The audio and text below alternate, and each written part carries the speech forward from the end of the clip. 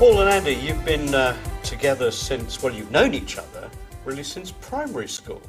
Yes. And you've had your ups and downs in OMD and in other aspects of your life, but here you are, so many years later, still 38. making music, still making music. Still talking to each other, yes. We have had our ups and downs. We've been divorced a few times over the years, but... Keep getting remarried. No, but yeah, here we are, the pinnacle of our career at Butlins. Butlins, yes, indeed.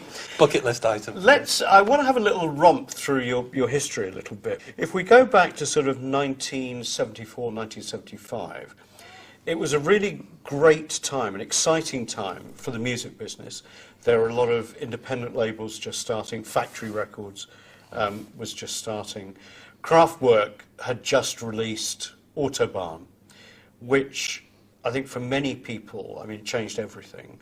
Commercial radio was just starting in the UK, so, you know, a lot of music was being played that had never been played before on the BBC. That was a wonderful thing that came together and helped you decide that you were going to make music together, right?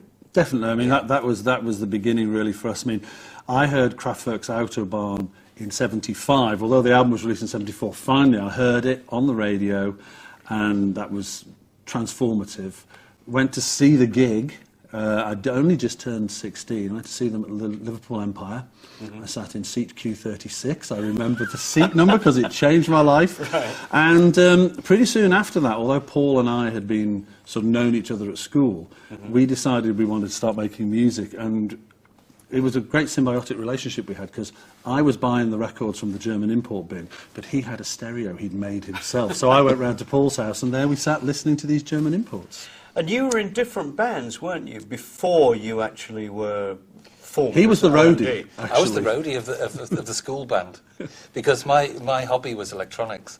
Right. And you know, in the early days of the band, I built a lot of our early sort of instruments and crazy noise machines, because we're two working class lads from Liverpool who had absolutely no money. Right. So I built a lot of our early stuff. But I started out as a roadie for the school band. And tell us about Factory Records, because your first single came out on Factory. That was an amazing, I mean, Tony Wilson, you know, was a great A&R man, and there was such a wonderful social side to Factory. It must have been so exciting in those days. It was, although I have to say, to be honest, the person who did the A&R for us was actually his wife, because we sent him a cassette and he left it in the car because he wasn't sure about it. She listened to it all week and told him, "What's that in the car? You should sign them." And so it was actually Lindsay, his wife, persuaded, because by the time we met him again, because we met him, our second gig we played at the Factory, and obviously he was on the telly, we knew him, and we sent him a tape trying to get on the telly, actually. We didn't even know Factory Records was starting.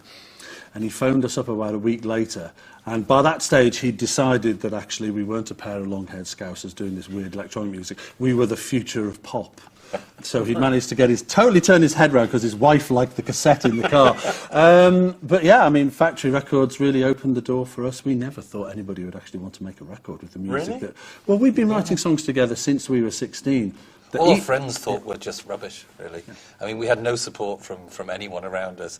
Everyone just thought, what, really? well, everyone no support from siblings or friends? No, or everyone just family? thought we were weird. We were making this weird electronic music. Everyone else was into the sort of either the pop or the sort of prog rock at the time. They wouldn't even lend us anything because they knew he'd cut it up and resolder it and make it into something else. Exactly, it's true. Then you got, from Factory, you got signed by Virgin. And unlike a lot of your contemporaries, you got a nice, chunky advance from Virgin, I would imagine. It was, and for the time, it was good. Yeah, and you didn't do what others have done, like spend it on drugs or Learjets. You did a sensible thing. Well, we thought... You built a studio. That's right. Well, we believed our friends that we were actually no-hopers. And we'd signed the 7-album deal that we were convinced after one album we'd be dropped by Virgin. So we thought, why don't we just spend all this money on building a fantastic recording studio in the centre of Liverpool, so we'd have a business to run when we got dropped. Not if we got dropped, when we got dropped. We were budgeting for failure. Yeah, we Really? always were. Yeah. Really. And you went sort of stratospheric with Enola Gay, a song about that sold millions around the world, about the plane that dropped the first atomic bomb. And, you know, you were, at that time, one of the biggest bands in Europe. I mean, well, in the world, actually, at that point. Well, certainly in it's, Europe, yeah. It sold zillions. It did What was sell it very like well. being in the sort of eye of the storm at that point? I don't think we really comprehended what was going I on, don't think we did. because we had never actually wanted to be a pop group or professional musicians. It was a hobby that we never anticipated we'd ever even be allowed to make records, let alone sell lots of records. So for us, it was all just happened to us. And so we just sort of rolled with it. I mean, I do remember, you know, we'd sort of be standing on stage at Top of the Pops waiting to play our song that was in the top 10, and I'd look at him and we'd sort of give ourselves the kind of like, how did this happen, look? You know, it was just absolute, couldn't believe it. And so we just literally, we wouldn't take it seriously. For years and years and years, we just thought, we're going to get found out, we're not a pop group. I don't know how this is happening, but it'll stop soon. And then it sort of went to kind of, phrase it all, went a bit pear-shaped in '88, didn't it? When you kind of broke up. Yeah.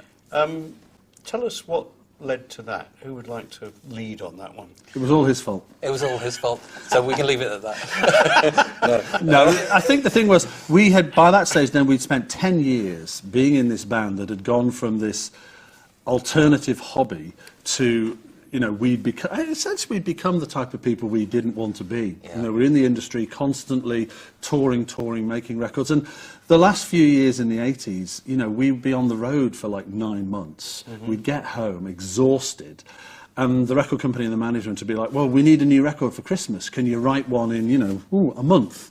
And so instead of having the time to create the songs that we really believed in, we didn't stop, we just carried on going, and we were going to a well that was getting emptier and emptier in terms of ideas. And I think we realised that we just couldn't keep it up, and we were exhausted, and we just...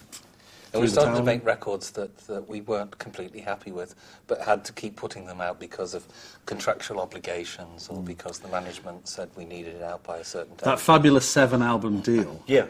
the royalties were so bad that, you know, we for all the millions of records we sold, we really didn't make very much money.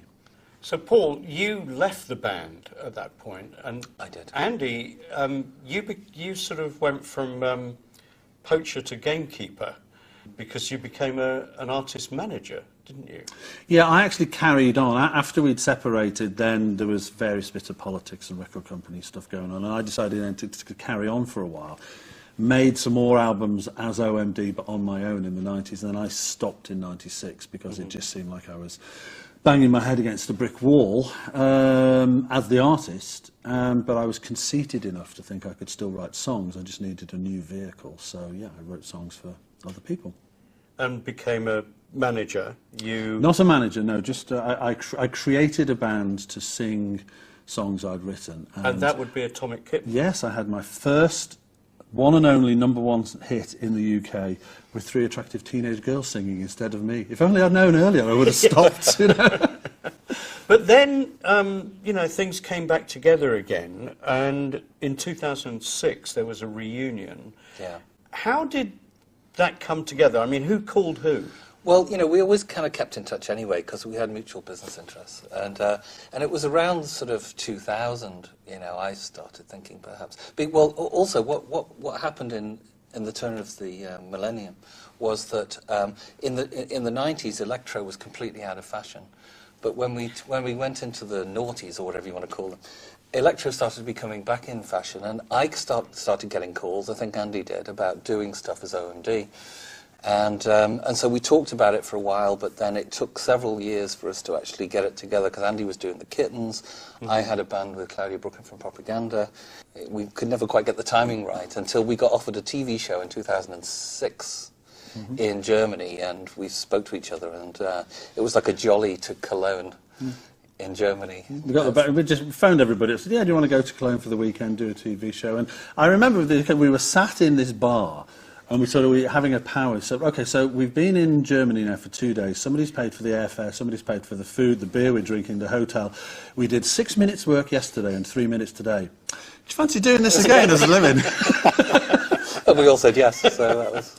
And you're making new music. We are. You're not Yeah. just a tribute band to your former self. That was important for us. The first Yeah. couple of years, you know, we enjoyed playing again. We weren't even sure if people would really want to see us live, but we enjoyed it. There was audience interest. But then, yeah, we just thought, we're just going to keep playing the same songs. And we did the daring but dangerous thing to actually write a new record. But yeah, so no, we're firing on all cylinders again and really enjoying it. And it's really great to see the two of you together again. Thank you, We're having gentlemen, fun. very much. Thank you. Thank you.